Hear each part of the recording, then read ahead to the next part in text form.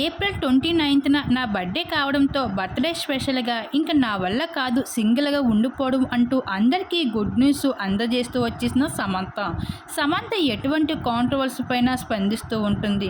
తన పైన ఎటువంటి వార్తలు వచ్చినా వాటన్నిటిని కూడా ఖండిస్తూ కనిపిస్తుంది. కానీ ఇప్పుడు సమంతకి సంబంధించిన లవ్ స్టోరీని ఎంత ట్రెండింగ్గా మారిన విషయం కూడా సమంతకి కూడా తెలిసిందే. అలాగే రీసెంట్గా తిరుమలలో కూడా చేరుకుంటూ వచ్చేసింది తన ప్రియుడు రాజ్తో.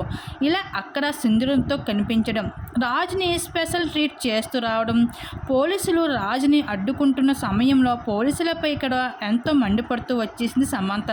తనని వదిలిపెట్టండి, అతను నా వ్యక్తే అంటూ చెప్పుకుంటూ వచ్చింది. అయితే తిరుమల లోపలికి తీసుకుని వెళ్ళిపోయింది.